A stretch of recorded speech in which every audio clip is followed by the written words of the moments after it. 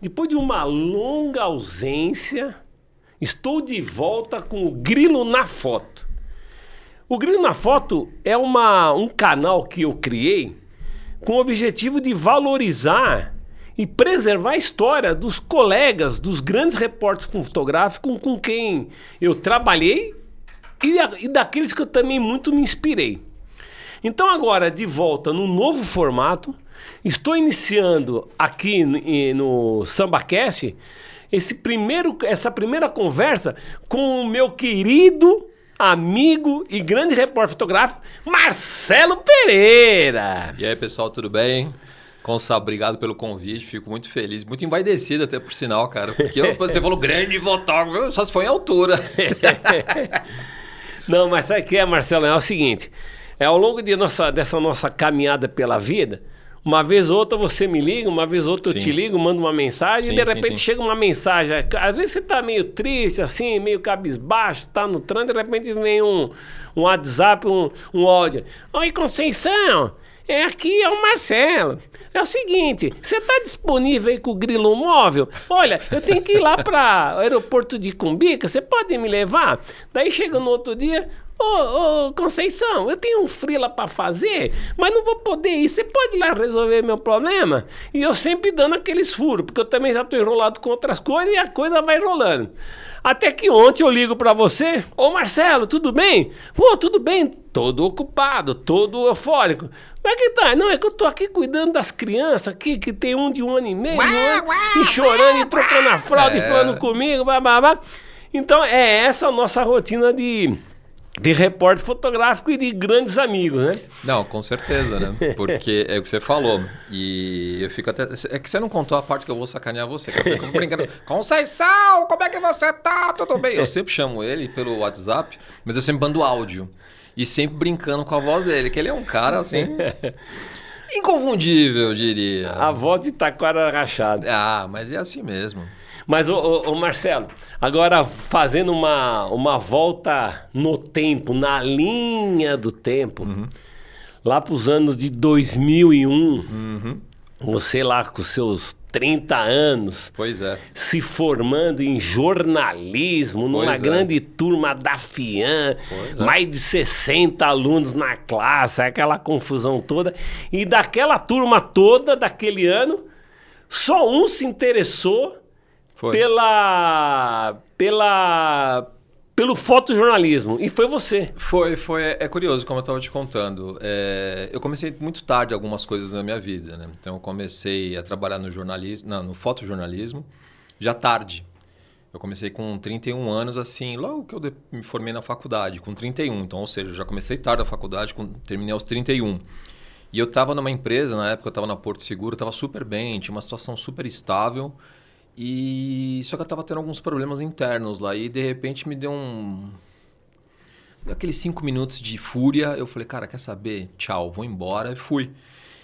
Sem era nem beira. Eu pedi demissão, não. Eu cheguei pro meu chefe na época e falei para ele, me demita, por favor. Aí me demitiram, pagaram tudo. E eu tenho um carinho muito grande na Porto Seguro. Como empresa, porque assim, me deu um espaço muito grande. E também me permitiu ainda continuar no jornalismo. E, na sequência, no fotojornalismo, quando eu me formo. Só que eu me formei e não tinha nada. Eu não tinha contato, eu não conhecia ninguém da fotografia. Eu era um peixe num oceano ali largado, cara. Eu falei, e agora? Mas eu tinha uma coisa na minha cabeça, comigo. Eu tinha vontade de querer fazer a fotografia. E aí, curiosamente, eu sabia o nome das pessoas, os créditos das fotos. E eu ficava vendo, eu ficava vendo na TV as coberturas que apareciam na televisão, se eu via algum repórter fotográfico, depois ver a foto no jornal, porque a gente está falando de 2001, não tinha nem internet nem se falava assim, muito vagamente. E eu queria entender como vocês trabalhavam, né? Porque você, entre outros, são referências para mim. Então, e aí foi um belo de um dia, eu estava na minha casa. Curiosamente, tinha um asilo lá de casa. Eu tava lá, descansando, porque eu trabalhava de noite, né? Tava descansando e de repente começa um tiroteio. Eu olhei, escutei, falei, cara, o que é isso, né? De dia, mas acho que era umas 10 horas da manhã. Olhei uma viatura pra tudo quanto é lado. Eu falei, cara, tá rolando alguma treta aí. E aí, como bom fotógrafo, né? Júnior, já estava com filme na câmera. Filme, a gente está falando, negativo na câmera. Desci correndo, fui lá, fiz umas fotos. Consegui pegar um dos bandidos lá sendo jogado na viatura. E eu falei, tá, e agora? A viatura foi embora, todo mundo foi. Eu fiquei ali meio parado, eu corri pro jornal. Não, só fazendo um parênteses.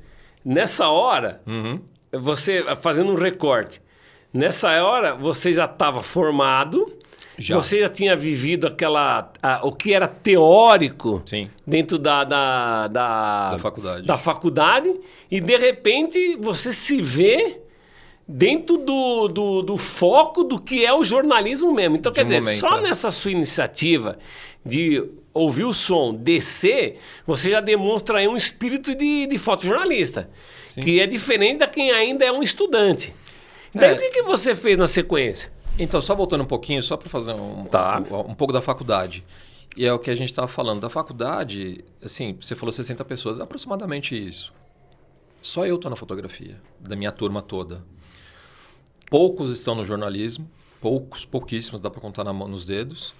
E todos os outros estão fazendo outras atividades, ou estão desempregados, ou enfim, estão fazendo qualquer outro tipo de atividade. Aí, voltando, eu peguei, comecei a ligar para os jornais. Porque naquela época eu morava na Zona Norte, eu morava no Imirim, eu falei, eu sabia que a Folha, eu estava na época do jornal Agora já. Aí o Diário de São Paulo, que tinha sido comprado pelo Globo, e o Estadão. Eu liguei na agência Estado, que era mais perto de casa, os caras, não, a gente não quer, já logo me dispensaram de cara. Liguei no Agora, consegui o contato do Agora, fui ligando, fui insistindo. E não existia celular, não existia nada. Então eu fui ligando, cheguei na fotografia, nem lembro quem me atendeu. Talvez, isso aqui. Liguei no Diário de São Paulo, eu não lembro se eu falei com o Marcão ou com o Davi, que eram na época do editor e sub de fotografia. Vem pra cá agora, acho que era o Marcão. Vem pra cá agora. Fui lá, cheguei, expliquei a situação, falei com Plínio Delfino, grande Plínio Delfino, grande repórter, faz muitos anos que eu não vejo. E aí, papo vai, papo vem, ele falou, eu não podia escrever texto. Não, e só fazendo criando a imaginação aqui, você pegou aquele elevador estreitinho do Diário Popular, foi pro segundo andar. Isso, segundo andar, isso mesmo. Daí adentra, você nunca tinha entrado numa redação? Eu já tinha entrado numa redação, mas por causa do meu TCC. Tá. Só por isso, mas assim, fora isso, nunca tinha entrado até então. E o coração, a expectativa? Milhão, porque você espera que seu material seja o prêmio ESSO, né? E não era o caso. Mas eu fui lá para tentar vender minha foto, tentar vender aquela história. Eu tinha duas coisas, a história e a foto. Eu não podia escrever o texto, porque eu não me lembro por qual motivo. Mas não me deixaram escrever o texto, até porque tinha regras de redação, de manual de redação de estilo. Tudo bem, aí o Plínio escreveu para mim, não assinou a matéria, mas a foto veio com o meu crédito. Era uma foto simples, assim, não foi nada excepcional. Era a fachada do asilo, com a viatura de polícia, e ele explicando a história. E foi a partir dali que tudo começou, né? Isso foi em 2002, para você ver. Eu me formei em 2001, mas só em 2002 que eu consegui emplacar uma foto. E desde então não parei mais. Então, agora você toca num assunto que é crucial dentro do fotojornalismo e do jornalismo de modo geral. Que é assim, quando alguém recebe um telefonema na redação e tem alguém apresentando uma pauta de que foi testemunha e que tem uma foto, qualquer editor de qualquer veículo, no mínimo, teria que ter dado uma atenção maior. Sim. Então, você vê, o Diário Popular teve essa atendeu ao seu telefonema, teve essa sensibilidade que todos deveriam ter tido antes. Sim, com certeza. E vou contar uma passagem. Nos anos 80, teve um acidente aéreo em que um fotógrafo sobrevoando o local para fazer outra coisa, deparou com um avião caído no meio de Guarulhos, ainda inteiro, antes de explodir, e fez a foto. Esse fotógrafo, se não me engano, eu esqueci o nome, era até um japonês. Ele ligou para duas redações, dizendo, olha, eu fiz um acidente aéreo, assim, essa. E quem atendeu o telefonema em 2 jornais grandes que ele ligou antes, fizeram pouco caso. Dizendo assim, não, já estamos com a equipe lá e tal, mas não deram a atenção que o cara merecia. Até que o pessoal do Jornal da Tarde teve um pouco mais de apuro, teve um apuro melhor, falou para ele ir lá pro jornal. Sim. Revelaram o filme e era o avião inteiro antes da explosão. Caramba, olha. E foi capa, Sim. foi um sucesso total. Para você ver que a falha de comunicação e às vezes aquela rotina do dia a dia da redação, às vezes ignora um simples telefonema. Sim, você bem falou. Agora eu só quero fazer uma correção. Na época do Diário de São Paulo, ainda era o saudoso João Bittar. Era o Bittar de editor e o Marcão de subeditor. Bom, mas você está falando do João Bittar, que então, é um ícone dentro da nossa carreira, né? Eu só sabia dele, eu já tinha visto foto dele, já tinha visto ele pessoalmente, mas nunca cheguei a conversar com ele. E aí, lá eu tive a oportunidade de falar com o João. Foi muito legal. E aí, cara, ele me falou uma coisa que assim, eu não esqueço até hoje. Ele e o Paulo Bravos, foram duas pessoas me falando uma coisa. Eu falei assim, tá, beleza, você está vindo aqui. Eu até levei um portfólio que eu tinha para ele ver. Ele falou, não, beleza, isso aqui tá bacana, cara. Você tá me mostrando seu portfólio, mas são suas melhores fotos que você acha que são melhores fotos. Eu quero ver você vir aqui, eu te dar os filmes, ó, traga a foto para mim. Você vai ter que trazer a foto de capa ou pelo menos a capa do caderno. E isso eu nunca esqueci. Então, assim, o Paulo Bravos também falava a mesma coisa. Não com essas palavras, mas ele falou assim, ó, você vai lá e faz, você tem que trazer a sua melhor foto, cara. É isso. Você tem que trazer a foto de capa. Ponto. Acabou. Então, assim, só fazer essa observação, essa correção, no caso. Então, mas aí que tá. Esses dois profissionais, tanto o João Bittar quanto o Paulo Bravos, indiretamente, eles foram tão didáticos... Foram.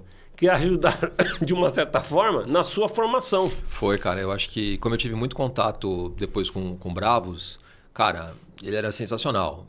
O nome dele dizia Bravos, ele era bravo, de fato. Mas era um amor de pessoa, cara. Era um amor de pessoa. E assim, era um cara que fazia questão de ensinar. Eu achava muito legal. Isso eu percebia muito dele ali, como ele tratava todo mundo. E mesmo eu, que nem era funcionário, nem nada, eu era um freela que chegava lá para tentar vender material. Então ele sempre me tratou muito bem mesmo, cara. E o João também.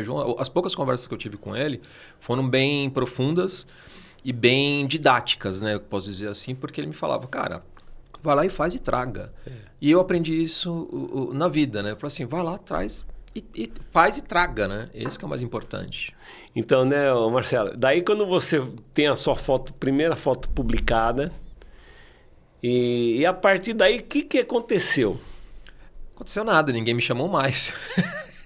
Eu tive que ir atrás. Então, isso é a sequência. Porque pode parecer, eu não sei o que essa garotada vê hoje no jornalismo ou na fotografia, por conta desse glamour que a gente supostamente viveu.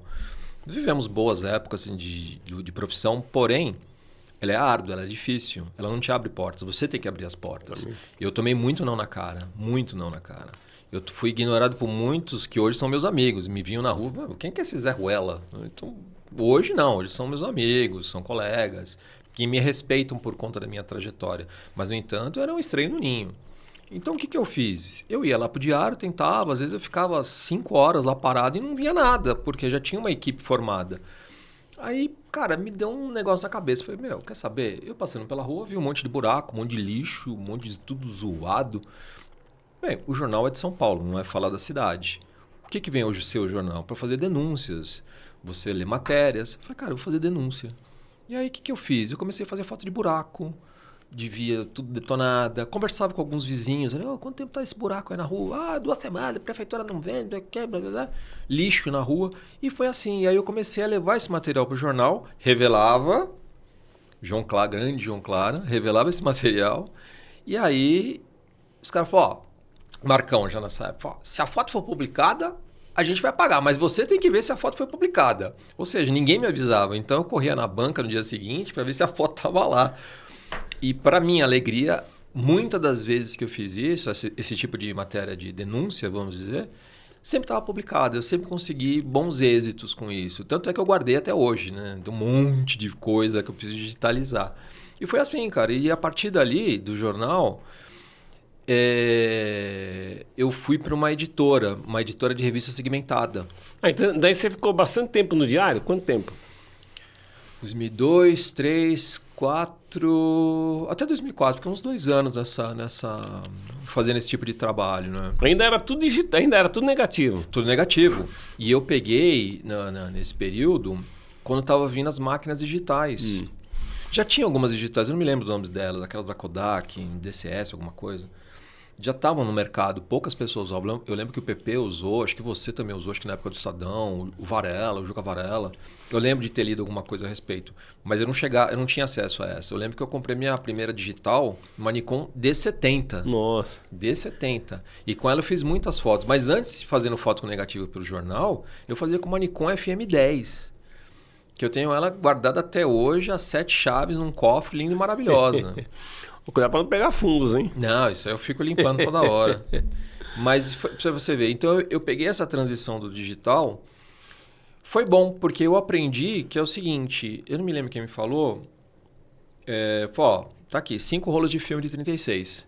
Você vai fazer 6 matérias, 4 matérias, vai ter que ter foto aqui, cara. Mas foto boa para emplacar no jornal. Então, assim, eu sempre fui muito seletivo na questão para fotografar. Cara, imagina, hoje a fotografia digital te possibilita inúmeras opções, né? E a facilidade com que você vê. Você já vê lá naquele exato momento se a sua foto ficou boa ou não. Naquela época do filme, não. Aquela lá você tinha que ser na raça. Ou vai ou vai. Então, aquilo me ensinou muita coisa para fotografia que eu faço hoje em dia com o digital, né? Então, isso me ajudou muito. E aí, depois eu passei para o digital e estou aí até hoje. Então, isso que você está tocando nesse aspecto, ele é muito importante. Por quê? Não que quem trabalhou com negativo ou quem só fez digital seja melhor que um, seja melhor que o outro. Não é isso. Não. Mas a questão toda é a seguinte.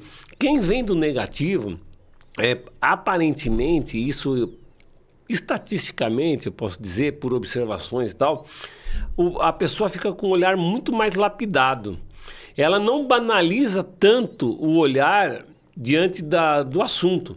Porque se ela só tem 36 poses para contar uma história, e sendo que às vezes 36 poses é para contar 2 até 3 histórias, verdade. Então você tem que ser muito seletivo. Então mesmo. a chance de você ter uma boa foto é muito maior do que às vezes você ter uma digital e fazer 400 fotos e você às vezes correr o risco de não ter a melhor foto. Pois é. Isso acontece, né, Marcelo? Acontece demais, eu vejo. É que hoje, assim, o digital, os cartões de memória, eles aumentaram muito as suas capacidades, né? Eu lembro que eu peguei meu primeiro cartão de memória, acho que tinha 4 MB é muito. 4 MB era muito. E já era bastante. Sim. Comparado com um filme de 36 poses, por exemplo. Então, e aí hoje em dia eu vejo muito banalizado, porque eu vejo no Instagram muitos colegas, e nada contra isso, fica contando uma historinha da fotografia, faz aquela sequência de fotos, milhões de fotos, bota uma atrás da outra e faz um filminho. Eu falei, cara, tá, beleza, é fotografia ou é vídeo? É bacana, é legal, ok. Eu acho que possibilita algumas coisas. Agora, fazer disso uma ferramenta diária, sei lá, eu fico meio assim com isso. Eu praticamente não gosto muito, não. Nem sem falar assim de ser prático na hora de você editar, né? Pois é, cara. Quanto mais a capacidade do cartão, maior o tempo de trabalho para você editar, né? Então, por isso que você falou uma palavra, seletividade. E eu sou ainda, mesmo hoje, com o digital, eu sou muito seletivo. Mesmo nos meus trabalhos, tanto no corporativo ou com qualquer cliente. Eu tento ser o mais seletivo possível. É isso mesmo. E depois que você viveu essa experiência no Diário Popular, no Diário de São Paulo, daí você vai para uma agência? É uma revista corporativa. Aí, na revista Editora Segmento, que era de um colega da minha faculdade, ele estudou comigo. Aí fiquei lá fazendo, durante muito tempo, foto para o Banco Santander, quando o Santander tinha acabado de adquirir o Banespa. Então, assim, eu fiquei 1 ano lá, fotografando direto, full time, o Banco Santander. Tanto é que o pessoal do banco, como eu ficava na matriz, nos escritórios centrais, eu não ficava em agência. Então, o pessoal achava que eu era até funcionário do banco. E não era, eu era da editora. Até tentei entrar lá, mas acabou não rolando. E em 2006, eu tenho um convite de... Cara, um amigo em comum me fala com um outro amigo do Terra, do Portal Terra. E lá foi assim, o meu crescimento profissional no fotojornalismo, assim... Eu cresci muito ali, a partir dali. A partir dali foi um divisor de águas, foi um marco que assim, eu subi um degrau e fui embora. Porque no Terra, foi em 2006, eu lembro até hoje. Me ligaram, eu falei com o Alec Duarte, falecido, a gente trabalhou algumas oportunidades, grande cara, foi meu chefe. Ele me ligou, nosso amigo em comum, falou que você é fotógrafo, tá procurando trampo. Eu falei, tô. Dá pra você vir aqui amanhã? Isso acho que uma segunda. Eu Fui, numa terça. Trocamos uma ideia, tá, beleza, a gente se fala. Tá bom. Na quarta ele me liga, dá pra você começar na sexta? Eu, hã? E ali foi um rastilho de pólvora. Fui embora, cara. Foi um foguete. Foi de 2006 a 2010, eu tive grandes oportunidades no Terra. Assim, profissionalmente falando, foi muito bom para mim. Foi muito bom mesmo. E era uma nova mídia, né? Porque o que acontecia naquele ano, a internet estava surgindo, assim, ela já estava vindo mais forte pro Brasil, principalmente. E então os grandes jornais, Globo, Estado, Folha, JT, então o Jornal do Brasil, então eles começaram a ficar um pouco ali meio que perdidos no mundo da internet. Como todo mundo começou a montar site. Mas como o Terra ele já vinha de internet, então para mim foi ótimo. Que assim, eu cresci muito. Aí eu tive acesso a equipamentos profissionais, fiz muitas viagens, então ali para mim foi ótimo. Então para você ver, 2007, já no ano seguinte, eu fui fazer o Pan-Americano do Rio de Janeiro. Pô, uma primeira competição internacional. Eu falei, mas foi no Rio. Eu falei, daí, competição internacional. Vem gente da América Latina toda, vem das Américas. Sim. Em 2008, para mim foi o boom da coisa. Eu fui para Pequim, eu fui cobrir as Olimpíadas de Pequim. Fui sozinho, fui o único fotógrafo do Terra, eu tava lá, eu e uma equipe. Cara, e assim, foi ótimo, foi sensacional. Outro idioma, outro país, outra comida, tudo assim, muito novo. E ali, cara, eu falei, cara, é isso que eu sei fazer, é isso que eu vou continuar fazendo. E foi muito bacana. Então, e nessa linha do tempo, você chegando no Diário Popular, todo esbaforido, levando o seu filme de uma foto que, teoricamente, para você podia ser banal, mas ali teria sido o ponto de partida. Vivencia toda aquela história dentro do fotojornalismo hard news ali de um jornal de cunho popular. Com uma profundidade na periferia, aquelas coisas todas, papapá. E de repente você dá um salto para um segmento corporativo, que é uma linguagem totalmente diferente dessa do jornalismo do Diário Popular, do Diário de São Paulo. E tempos depois você está aí fazendo uma Olimpíada em outro país, dentro dessa dinâmica que é o fotojornalismo. O mais interessante, que eu gosto sempre de sublinhar numa história dessa, é assim, não é a capacidade que a gente tem de ser um bom fotógrafo, de dominar a técnica, mas também se você não conseguir se alinhar dentro das linguagens editoriais a qual você está inserido, muitos acabam ficando pelo caminho. Sim, né? E nessa transição de negativo para o digital, grandes fotógrafos ficaram pelo caminho. Foi mesmo. Né? Por algo que, teoricamente, não estavam acostumados, era uma nova ferramenta e não era assim tão difícil de se adaptar. Mas para alguns... aquilo virou um monstro, né? Foi. E assim, porque o que é novo assusta, né? Então, a questão da novidade assustou muita gente. Eu vou falar para você também, porque assustar. Eu falei, puta, e agora? O que eu faço com tudo isso? Esse monte de informação. Porque aí a sua cabeça começa a funcionar assim. Você acaba deixando detalhes técnicos do filme, negativo, para ter detalhes técnicos da câmera. Sim. Não que você não vá fazer da câmera analógica. Mas assim, sua cabeça começa a mudar. Aí você fala, pô, peraí, eu preciso me adaptar a isso, eu preciso entender isso, eu preciso saber essa nova linguagem. E aí, consequentemente, vem outras ferramentas. Vem a Photoshop. O Adobe, se quiser fazer um jabá aqui para ele, tamo junto. Então, e aí começa a vir Photoshop e aí, aí não para. As ferramentas de edição, né? As ferramentas. E aí não para. É um ciclo sem fim. Então, agora, dentro da ferramenta Terra, dessa grande plataforma que foi, e que também deu grandes fotógrafos, porque além de você, lá tinha o Zé Lelé. O Zé Lelé, Reinaldo Marques. E o Lorenzoni. Eu entrei na vaga do Lorenzoni, do Rogério Lorenzoni, que ele estava saindo e eu entrei na vaga dele. Aí ficou eu na equipe, só eu e o Reinaldo, Zé Lelé. E, cara, ele é uma figura, né? Eu aprendi muito com ele.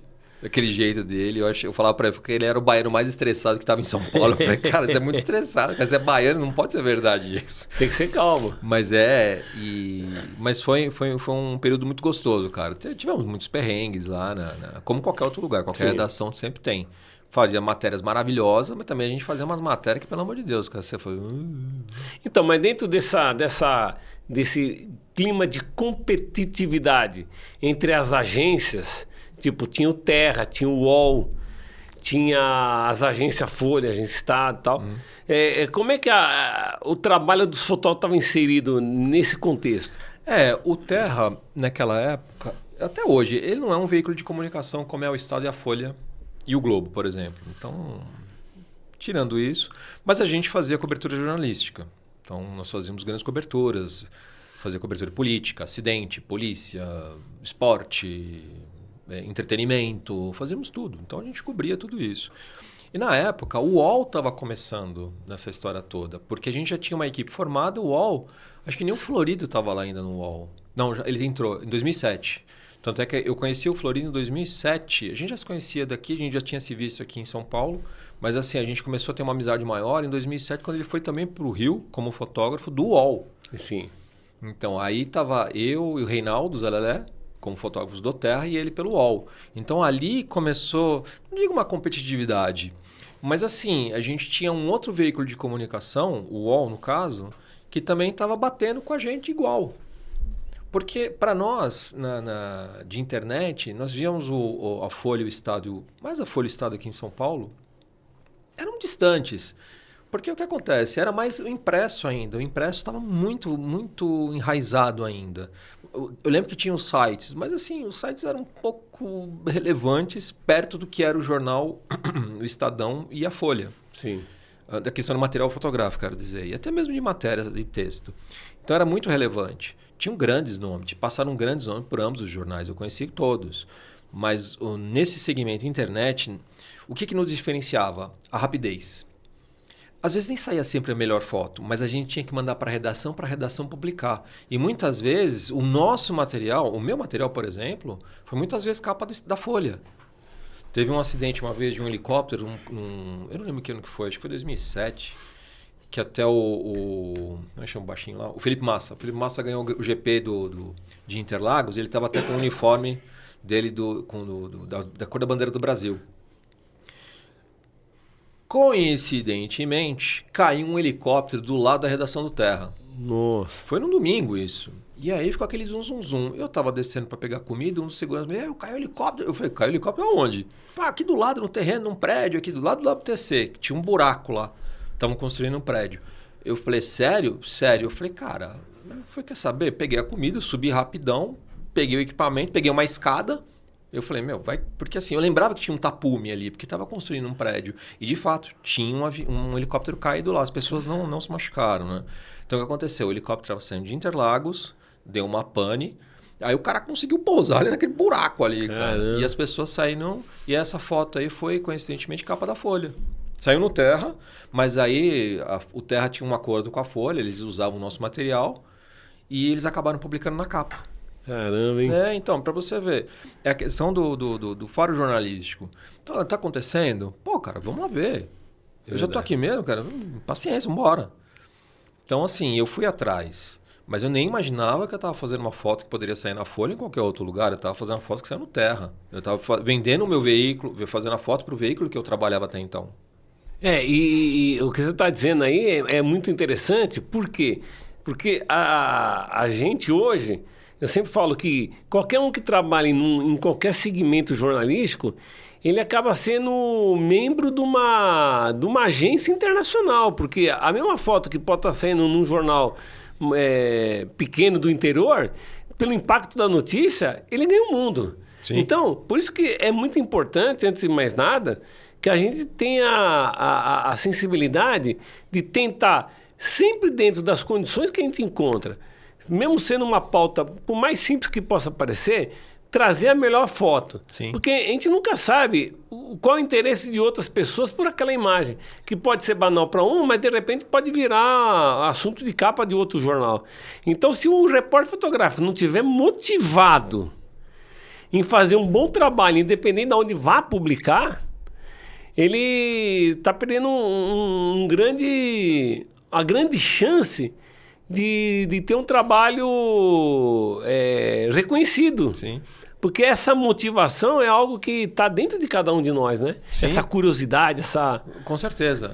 Eu lembro que em 2007, não sei se você conversou com o Eugênio Goulart, chegou a conversar com ele? Sim, do avião que caiu lá. Sim. Pra você ver, a gente... Foi em 2007. Sim. Eu estava no Rio de Janeiro fazendo a cobertura, eu e o Zé Lelé fazendo a cobertura do Pan-Americano do Rio. E a gente soube, pela imprensa, que caiu um avião em Congonhas, o avião da TAM. Aí ficamos. E agora? Quem que vai dar a capa? Não, eu estava pensando no meu veículo, Terra.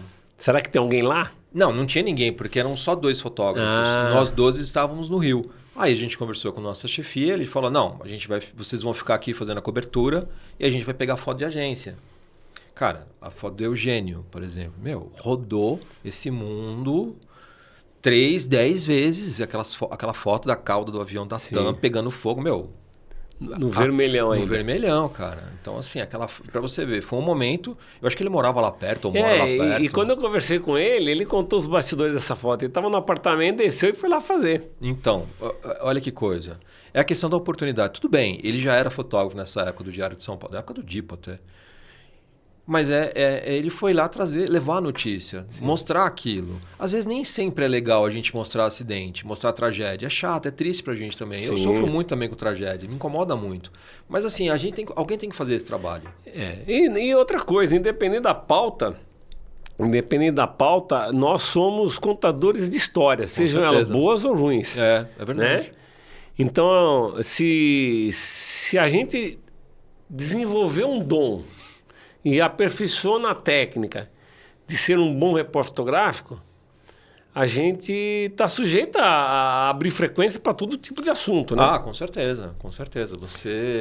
Eu diria que a gente é meio que uma parabólica, né? Exatamente. Recebe sinais de todos os lados. Mas é gostoso, cara. Eu acho que, mesmo hoje, por exemplo, fazendo muito corporativo, eu não deixo essa raiz, essa veia, essa coisa do fotojornalismo sair de mim. Sim. Eu não deixo. Porque assim, de formação eu sou jornalista. Depois eu passei a ser fotojornalista. Então assim, eu me interesso pela fotografia. Eu me interesso ver que os colegas estão trabalhando. Tá difícil o mercado, tá? Mas assim, acho que todo mundo tem que tentar abrir um mercado, tentar buscar uma maneira de fotografar, de monetizar esse seu material. Então assim, não desista, né? Vá para cima, se você gosta. Não vá achando que você vai ganhar dinheiro. Porque na fotografia, meu amigo, quem ganhou dinheiro foram poucos. Sim. Eu acho que assim, infelizmente, o Sebastião Salgado, eu até brincava, né? Eu não conheci pessoalmente, infelizmente não tive essa oportunidade. Mas, cara, ele trazia o que era mais sofrido no ser humano, não importa onde, uma beleza tão simples, cara. E aquilo eu falei, puta merda, meu. Como é que o cara consegue trazer assim... É feio, é dolorido, mas deixa tão belo. E é uma denúncia. É uma denúncia. E é uma foto jornalística aquela. Então, assim, vai para todo mundo. Todo mundo vê. Por que o cara é referência? Porque todo mundo gosta do que ele mostrou. Gosta. Eu acho que é até errado dizer que gosta. As pessoas apreciam.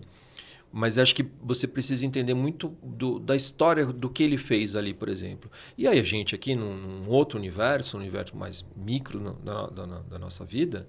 É isso também que a gente faz. A gente conta histórias. Nós somos contadores de histórias por imagens, né? Então, eu acho que esse é o ponto principal que a gente tem que levar em consideração. Pegando esse recorte do Eugênio, por exemplo, não é só a foto em si, Não. mas todo o preparo que a pessoa tem que ter para você ter aquela disposição física, disposição emocional. Com certeza. Saber administrar o tempo que você vai chegar, o tempo que você vai levar e o que fazer com a imagem. Pois é. Né? Porque é uma imagem tão importante que também se você deixar na gaveta, 2, 3 dias não vale mais nada. Não, já era. Né? 24 horas já passou, já então, era, se acabou. você pensar muito, não faz. Não faz mesmo. E assim, você falou uma parte emocional do Eugênio. Uma vez eu fiz um acidente aéreo de um helicóptero que caiu, de um outro helicóptero. Eu estava no terra, eu estava no CT de São Paulo, fazendo treino. E uma coisa que eu aprendi com o Nelson Coelho, eu levava um radinho e ficava com tipo um fonezinho escutando notícias, né? Ele fazia muito isso no campo. Eu ficava olhando para ele e falei, gente, por que ele está fazendo isso? Mas para quê? Para saber o que o narrador está vendo no jogo, aí ele já se ligava. Então eu falei, pô, cara, tá aí um negócio que eu vou fazer também. E eu estava no CT de São Paulo fazendo um treino, blá, ok. E de repente eu escuto uma notícia que caiu um helicóptero na várzea da Barra Funda, perto de onde você estava. De onde eu estava. Eu falei, irmão, é para lá que eu vou. Avisei a redação, falei, caiu um helicóptero, eu vou para lá ver qual que é. Meu, dito e feito. Eu cheguei assim, fui um dos primeiros, né? A chegar lá de imprensa, já estava tudo isolado. Mas de imprensa eu lembro que fui um dos primeiros. Fiz uma foto do corpo lá todo estilhaçado, enfim. E, cara, o corpo queimado com a gasolina de avião, meu amigo, é um cheiro insuportável. E assim, tinham 3 pessoas no helicóptero. Agora imagina um avião. E aquele combustível queimando, cara, deve ter sido horrível. Horrível. Sim, esse cheiro, falando pra você, ele me vem até hoje, cara. É horrível. É uma coisa esquisita. Uma carne queimada. É pior que churrasco queimado. Então, é o preço que a gente paga pela capacidade que a gente adquire nessa caminhada pela vida, né? Sim. Eu sempre gosto de falar que esse tipo de situação, de sensação, são cicatrizes que vão ficando em nós e que vai fazendo da gente ou pessoas melhores ou, no mínimo, pessoas mais sensíveis para as coisas que acontecem à nossa volta, né? Com certeza. Porque eu acho que assim, essa profissão de repórter fotográfico, ela vai um pouco além de você contar uma história também. Eu acho que ela tem que ajudar a você enxergar o mundo sob vários pontos de vista, né? E que essas coisas fazem parte das relações humanas, né? Com certeza, cara. Assim, na fotografia eu já estou há 23 anos, mais ou menos. Eu nunca ganhei um prêmio. Já tentei concorrer com algumas fotos que achavam legais, mas nunca ganhei prêmio. Mas eu falei, cara, a foto é só o prêmio? Ou a foto é a minha profissão? Sim. A foto que eu trago, ela traz alguma coisa importante para alguém? Eu ficava pensando nisso. Eu falei, tudo bem, prêmio se vier, veio, se não vier, paciência, vamos embora. Reconhecimento. Sim. Eu acho que assim, o meu maior reconhecimento foram depois de colegas, quando você vê, sua foto ficou legal. Eu acho que isso que a gente falta um pouco mais na fotografia. Principalmente com o digital, principalmente com o WhatsApp, então as pessoas sumiram. Então, esse projeto que você está fazendo, você está retomando ele, do Grid na Foto, eu acho que isso que é importante. É uma coisa muito legal de você ter o tete-a-tete, olho no olho. Sim. E falta muito. E eu acho que falta um pouco. Eu também tenho que fazer meu meia-culpa, que eu também não consigo, muitas vezes, encontrar as pessoas queridas pra gente falar, bater papo, falar besteira de fotografia ou qualquer outra coisa. Eu acho que isso falta um pouco pra gente. Na medida que a gente vai evoluindo em algumas coisas na nossa vida, vai deixando lacunas em outras, né? Sim. Então, como tudo hoje está em transformação e as novas plataformas acabam fazendo com que a gente pense que está próximo, quando na realidade a gente só está naquele mundo virtual, eu também sinto essa necessidade, porque os melhores aprendizados foram das resenhas. Sim, com certeza. Né? Que nem você falando do Nelson Coelho, que usava... ali foi um aprendizado. Foi. O próprio João Bittar. Então, eu acho que essa formação é única para nós. Claro, com certeza. Né? Porque nós tivemos essa chance. Agora, talvez a gente tenha que usar de outras ferramentas para continuar mantendo isso. Né? E é um desafio também agora para nós. Com certeza, não, é muito. Agora, ô Marcelo, e depois que você sai do Terra, daí você já vai pro institucional? Não. Em paralelo, eu sempre fui CLT, sempre fui freela, né? Então, eu trabalhava no Terra e fazia meus freelas.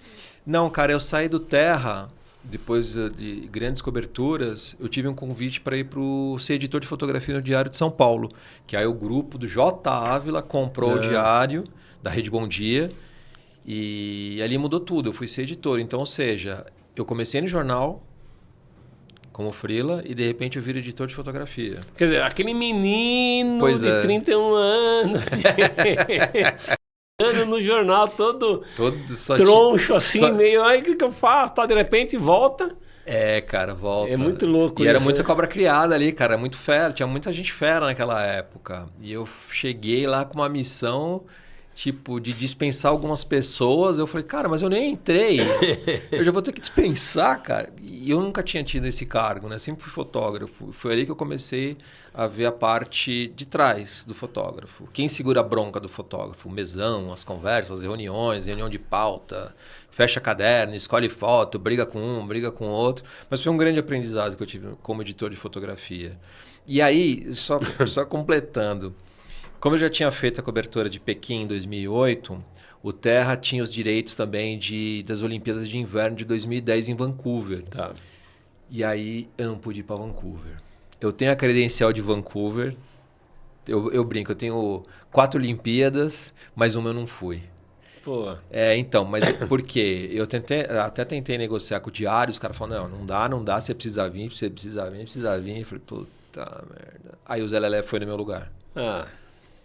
Mas foi bom. Aí eu fiquei no Diário de São Paulo como editor, fiquei 1 ano e pouco lá.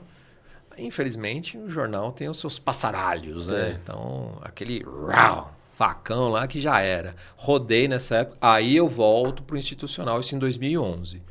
Corporativo, quero dizer. Aí, corporativo, cara, foi ali que eu cresci mais e apliquei todas as minhas técnicas de fotojornalismo para você trazer um olhar diferenciado. Curiosamente, eu lembro que o pessoal que fazia casamento queria aquele olhar fotojornalismo. Incomoda, né? Eu falei, cara, por favor, né? Pelo amor de Deus, menos, né? Mas enfim, cada um vende seu peixe do jeito que quer. Beleza. E aí, em 2011, fico lá fotografando, corporativo, para lá, para cá. E foi uma época muito boa, muito boa. Teve uma semana que eu fotografei, eu fiz 3 freelas diferentes num dia só. 3 freelas diferentes. Eu fiz um retrato, fiz um evento corporativo de manhã. Eu lembro que até hoje, o Marcos Alves estava lá de editor lá no Globo, aqui de São Paulo. Ele me liga, Marcelão, você tá onde? Eu falo, tô aqui no metrô, tal. Cara, eu preciso fazer uma foto de uma cantora da Cel, acho que é Cel. Fazer uma foto da cantora, tal, não sei o quê. Dá pra você ir? Eu falo, tô no metrô. Eu falei, cara, desce, pega um táxi e vai. Fui. Fiz as fotos, mandei, já tava no digital. Mandei as fotos pra ele. Beleza, tô fechando no computador, me liga um outro cara pra fazer uma foto, tipo, à noite ali. Eu falei, caramba! Mas também foram poucos períodos. Eu fazia, às vezes, 2 freelas de clientes diferentes no mesmo dia. Já cheguei a fazer, tipo, umas 2 semanas, uma semana, mas não todo dia, mas intercalado. Então, assim, eu tive um momento muito bom de 2011 até 2012, nessa parte corporativa. 2012 eu volto pro Terra. Que aí o pessoal que estava lá tinha saído, eu volto pro Terra em 2012, mas já como editor de fotografia. Só que eu botei uma condição. Eu falei, olha, eu quero ser editor de fotografia, mas eu quero fotografar. Eu quero ir pra rua. Porque ser editor de fotografia não é uma coisa fácil. Você tem que administrar, na minha experiência, tá? Você tem que administrar muitos egos. E fotógrafo tem um ego muito inflamado. Tem muito, demais. Então, e ali, fora discutir com o pessoal de redação, com o chefia, eu falei, cara, eu não tô nessa pegada. E como eu já conhecia o Terra, então assim... Já tinha um caminho livre ali? Eu já conhecia todo mundo, então para mim era mais fácil. Então, ali no Terra, de novo, de 2012 a 2014, cara, foram os meus melhores momentos também fotográficos. Porque você trabalhar como editor numa redação, não é só coordenar a equipe, né? Não, é você saber quem você vai mandar para tal pauta, que sabe que vai resolver, em detrimento de outra. E mais delicado ainda é a política interna de como você vai vender a sua ideia. Um bando de chefes ali, tubarões, sim, que já tem mais ou menos uma ideia já pré-estabelecida, né? Sim, sim. E tentar bancar que aquela imagem é melhor do que essa por causa disso. Então, realmente, para quem já passou como repórter fotográfico os perrengues da rua, muitas vezes não consegue vivenciar esse lado político de uma redação. Por isso que são poucos que se deram bem, né? E é verdade. E assim, quando eu volto pro Terra, eu tive essa condição e eu já tinha muito caminho aberto, porque eu já conhecia muita gente, então ficou mais fácil. Então eu fui fazer a final da Libertadores, Boca e Corinthians, lá em Buenos Aires. Depois eu volto para São Paulo, embarco para Londres, vou fazer a Olimpíadas de Londres em 2012. Então você entendeu? Então assim, aí já em 2012 nós somos uma equipe grande, nós somos em 4 fotógrafos. Então, o Terra, nesse período... Que era o auge do Terra. Porra, cara, aí, meu amigo... Investimento pesado. Não, ali eu vou falar pra você, Consa. Ali a gente era feliz e sabia. Porque a gente tava no melhor do mundo, melhor do equipamento. A gente tinha equipamento top. Era tudo Nikon, top, D4, D3S. Tudo que tinha de novidade era Terra. Tudo, cara. Telefone. Os caras dão um telefone pra gente e falam, ó, uso ilimitado. Cara, era assim, era um outro mundo. Era um outro mundo. E ali eu fiz muitas coisas legais, muitas coberturas bacanas. Então ali foi um outro momento da minha vida, mas infelizmente também tivemos os novos cortes. Isso faz parte faz parte do de jogo. Quem está né? no jornalismo, né? Eu entrei no jornalismo ciente de que eu ia ficar só um ano. Sério? Não, se eu ficar um ano já estou no lucro, né? Era uma outra época, né? Mas porque, uma coisa, é tão difícil entrar Sim, e mais difícil é se manter. Sim. Porque um furo que você der, que você leve, ou um deslize que você tenha, ou uma informação errada, eu vi muitos perderem emprego. Eu imagino. Por coisas pequenas, né? Então, graças a Deus, a gente foi levando ali e tal, e já superamos. E o grande barato que eu digo, assim, são poucos os repórteres fotográficos, que nem nós, que teve a chance de vivenciar o fotojornalismo hard news nas suas... E depois migrar para o institucional governamental. Sim, sim. Então, mudar a chave de um segmento e entrar no outro, também foi gratificante, não foi, Marcelo? Foi, cara, foi porque assim, a vida... Depois do Terra, eu fui trabalhar no Ministério Público, numa associação do Ministério Público, ser coordenador de audiovisual. Me lembro disso aí. Então, a gente se encontrou, né? Porque você estava na OAB. Então, eu fiquei pouco tempo lá, mas foi bom, foi bacana também, foi gratificante. Foi duro, mas foi gratificante. E aí depois eu fui fazer uma nova Olimpíada. Aí eu fui pelo Comitê Olímpico Brasileiro. Então, assim... são experiências, né? Você está, de repente, num momento, está outro. E aí, depois de 2016... 2016... Aí começa a mudar tudo, começa a voltar para o corporativo... Fico muito corporativo, vou tentando fazer um freelo ou outro, coincidentemente no UOL, por exemplo. E 2019... já vamos dar esse salto, eu entro para a política, né? Assim, já fazia a política do lado, desse lado do balcão. Aí depois eu fui fazer a cobertura política dentro do balcão, né? Dentro ali do segmento, trabalhando na fotografia da prefeitura, através de uma agência, não era funcionário público. E nessa de você ir para a prefeitura, você foi trabalhar com a Heloísa Bailarini. Heloísa Bailarini, gente finíssima, adoro ela, minha chefe eterna. Eu sempre ligo para ela, mando mensagem para ela, falo, chefona! Ela fica pé da vida comigo. Ela é um aprendizado ali também. Não, cara. E eu já conheci a Elo fazia tempo, né? Por conta da Rede Bom Dia, né? Que era do Grupo do Diário de São Paulo. Então ela trabalhava no ABC, no Rede Bom Dia ABC, eu trabalhava no Diário, então a gente trocava figurinha. Mas até então, coincidentemente, eu não sabia que ela era a esposa do João Bittar, e eu não conhecia ela pessoalmente. Então a gente falava muito por telefone nessa época. Depois que a gente veio se conhecer, e hoje a gente tem uma amizade enorme. Tanto é que eu estava com ela ontem, antes da nossa entrevista, onde a gente estava almoçando, né, trocando ideia. Agora, ô Marcelo, daí quando você vai fazer uma cobertura oficial, né? Pela prefeitura, assim como eu fazia para o governo também e tal. Quais são hoje os cuidados que a gente tem que ter com a imagem quando você está do outro lado do balcão? Você tem que vender bem o peixe, né? Porque, querendo ou não, você está falando de quem manda na cidade. Independente de quem está hoje, quem está. Independente Independente. Você tem que vender bem a imagem da pessoa, do prefeito, do governador, do presidente, não importa. Que todo mundo vai bater. Mas você tem que fazer o melhor. Eu sempre trouxe comigo, independente de posição política, sempre fazer a melhor foto. Sim. Sempre. Eu não me importo qual é a posição política de cada um. Então, sempre vou fazer uma agenda, ia fazer uma agenda política, vou no equipamento público, como a gente está no equipamento público, fazer as fotos, as melhores fotos, bem seletivo. Sim. Fazer uma foto do mandatário também, bem seletivo. E uma coisa que a gente tem que ser, e eu sempre carrego isso comigo, você tem que ser muito... Você tem que ser invisível. Você tem que fazer a foto, mas você não pode ficar também muito em cima da pessoa ou das pessoas querendo fotografar. Porque hoje em dia, e não é de hoje, eu falo hoje em dia, mas muitos fotógrafos, eu vejo esse negócio de redes sociais também, todo mundo fica em cima das pessoas, ninguém consegue fotografar nada, fica uma briga. Eu falei, gente, calma, vamos lá. Então, muitas vezes eu faço a foto, saio, deixo as outras pessoas fazerem, depois eu volto.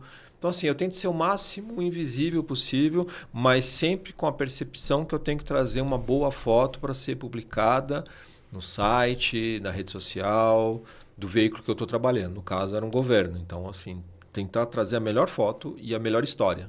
Então, eu também gosto de frisar uma questão, não sei se você concorda comigo, que é assim, de quando você começou em 2001, onde você sabia que aquela foto sairia publicada ou não naquele espaço, seja horizontal, seja vertical no jornal, beleza.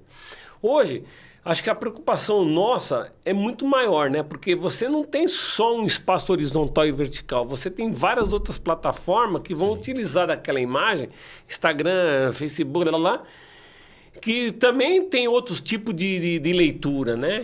E além de toda essa dinâmica que tem que ser rápida na hora de elaborar a foto, você também tem um concorrente desleal, que são os celulares que se erguem na sua frente na hora de fazer o clique, de tantas pessoas que hoje têm essa ferramenta que antes não tinha, né? Não existia celular, né? No máximo um telefone, uns Nokia da vida, uns Motorola da vida, uns tijolão da vida, e olha lá. Que nem era erguido para tirar uma foto. Não fotografava, não tinha câmera. Então. Eu acho que a fotografia digital não, fotografia e vídeo no celular, eu acho que ela tem que agregar, mas você tem que ter um bom senso.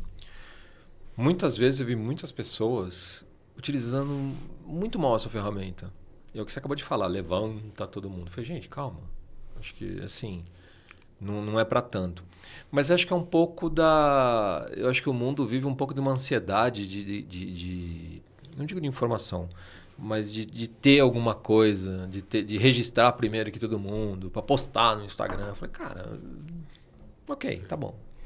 Eu acho que falta um pouco de bom senso e as pessoas entenderem também que, por exemplo, o mandatário do país ou da cidade, do governo, ou os secretários, não importa, ele está lá fazendo o trabalho dele, é legal que ele tenha lá com as pessoas que querem fotografar com ele, mas aquelas pessoas também precisam entender que ele não é um popstar naquele exato momento. Ele é um mandatário, mas as pessoas tratam como popstar. Mas isso aí é uma outra divagação, uma divagação aqui. É uma filosofia que... Mas enfim, aí você falou a questão do formato. Você sabe, curiosamente, cara, eu sempre tento fazer minhas fotos, mesmo no digital, no corporativo, eu sempre tento trazer fotos que eu possa utilizá-las no formato editorial. Por exemplo, trazer fotos que, por exemplo, eu deixo uma parte da foto, o assunto fica do lado direito, deixo a parte esquerda, para de repente escrever um texto, por exemplo. Sim. Eu sempre tenho muito isso comigo. Ou tento brincar com a geografia... A geometria. A geometria da foto, para você poder... De repente a pessoa escreve ali na foto. Muita gente não gosta disso. Pelo amor de Deus, vai estragar minha foto. Eu falei, cara, eu acho que não é estragar a sua foto, acho que é valorizar todo um contexto. Porque, querendo ou não, a sua foto vai dentro de uma matéria. Sim. Então, eu acho que eu tive grandes parceiros, canetinhas, jornalistas. Tive grandes. Você teve muito mais do que eu. E eu sempre quis valorizar muito também o trabalho dele, porque é um trabalho em equipe. Apesar do fotógrafo ser um trabalho muito solitário, das vezes que você está fazendo cobertura, você trabalha com outra pessoa. E isso é legal. Às vezes a pessoa também te ajuda e você tem ajuda. Quantas vezes eu já ajudei repórter e falei, cara, tá rolando isso ali, assim, fica esperto, hein? Quantas vezes? A vida em equipe, né? Então. A vida do fotógrafo é solitária, é verdade. Na hora de clicar. Na hora de clicar, mas assim, você tem que estar ligado em todo um contexto que está acontecendo ao seu redor, e eu até brinquei com o negócio da parabólica, e é verdade, a gente tem que estar ligado em tudo. Sim. Pegando sinais de todos os lugares, está escutando, peraí, é isso, aquilo, o outro. Então, eu acho que é bem dessa fase, assim. Agora, Marcelo, daquele rapaz de 31 anos que começou no jornalismo, depois de sair da faculdade, e para o homem que hoje você é, como profissional, experiência de vida, que hoje, com 2 crianças de 1 ano e meio... Pois é, eu te falei. Como é que a conciliar as duas coisas? É caótico. É bem caótico. Mas é divertido, Eu brinco, né, as pessoas... Porque, como eu te falei, eu comecei tudo muito tarde. Eu casei tarde, eu tive filhos tarde. Eu comecei a faculdade tarde, casei tarde, tive filhos tarde. Então, assim... Vai dormir tarde? Nem tanto. O cansaço chega antes. Mas eu tenho gêmeos, meus gêmeos, a Malu Rau, a Maria Luísa, Malu Rau e o João Pedro JPEG. De fotógrafo, não tem jeito. São os arquivos, meus arquivinhos. Eles me trazem uma alegria muito grande. E assim, uma determinação, uma vontade muito grande de poder trabalhar, mas trabalhar por eles, para eles. Agora você trabalha para eles. É para eles. Assim, eu acho que... Como eu demorei para ser pai, eu ficava vendo meu pai e eu não entendia até então, né? Depois que eu vim entender melhor que ele trabalhava pra gente. Ele não trabalhava para ele trabalhava para a família, para os filhos. E é o que eu faço hoje com meus filhos. Claro, eu tento dar um suporte grande para minha esposa e para que ela possa também desenvolver o trabalho dela, porque eu já sou freelancer. Então, assim, o fotógrafo hoje é freelancer, não tem jeito. Chamou, seja a hora que for. Chamou, eu vou. Então, tem situações que eu não consigo, infelizmente. Por exemplo, tem uma viagem. Puta, meu... Começa a pegar, infelizmente. Às vezes eu tenho que abrir mão. E não é de sacanagem, não é que eu não queira fazer. Sim. Eu preciso fazer, eu preciso trabalhar. São prioridades que vão surgindo, né? São prioridades. E coincidentemente, depois que eu saí da prefeitura, da equipe de comunicação, me deu mais tempo com meus filhos. Eu já tinha tempo com eles, mas me deu mais. Claro, me deu mais preocupações, porque querendo ou não, eu deixo de ganhar um fixo para ficar correndo atrás de outros trabalhos. Mas tá indo bem. Não está como eu gostaria, mas está indo bem. Eu estou indo num caminho que tá sendo promissor. Está sendo promissor, tá estável, tá bom. E aí eu tenho mais tempo com eles. E aí eu fico vendo, né, o jeito deles. É difícil, mas é gostoso. É caótico, mas é divertido. Ô, Marcelo, e se você tivesse que hoje dar uma sugestão para algum fotógrafo iniciante de carreira que hoje tente trilhar pelo caminho do fotojornalismo, que esteja na faculdade cursando o último ano, qual seria a sua dica? Não desista. Não desista, porque assim, muita gente vai te falar não, muita gente vai te fechar a porta. Pode ser um clichê, uma porta se fecha, uma janela que se abre. Cara, desculpa, a vida não é isso. A vida é você ir lá, vai. Uma hora vira. Eu acho que assim, eu posso dizer um pouco da minha história, que eu tive muita sorte. Eu estava no momento certo, na hora certa. Porque tudo que aconteceu para mim, profissionalmente falando, eu tenho colegas, e você sabe bem disso, que não fizeram metade do que eu fiz. Profissionalmente falando. Tem gente que tem a minha idade de profissão, não fez a metade do que eu fiz. E eu não estou falando isso para desmerecer ninguém. Não, ao contrário. São os caminhos, né? São os caminhos. Eu tive muita sorte. Claro, eu mostrei também competência. Então, porque se eu não fosse competente, se eu não trouxesse um material, se eu não fosse persistente, se eu não desistisse, eu não ia estar aqui hoje. Sim. Sabe? Então, assim, eu poderia estar fazendo qualquer outra coisa na minha vida. Mas não, eu escolhi a profissão, essa profissão de fotógrafo, é isso que eu quero, é isso que eu vou continuar seguindo. Claro, a gente tem que se adaptar a algumas coisas. Mas tá valendo, eu vou me embora. Assim, não desistam. Não desistam. Tentem ver outros caminhos. Não queiram achar que a vida de fotógrafo é só um glamour. Não, cara, tem muito perrengue, tem muita... Você tem muitos ganhos, muitas perdas e muitos ganhos também. Eu acho que é isso que é legal. Por exemplo, só para salientar. Cara, a minha vida mudou completamente quando eu ganhei meus filhos. Foi assim, um ganho. Uma perda de dinheiro com fralda. Mas é um ganho emocional enorme. É assim. E fora que eu fico fazendo foto direto deles. Né? É uma nova pauta. Nova pauta. Todo dia é uma nova pauta, cara. Todo dia. Mas é gostoso.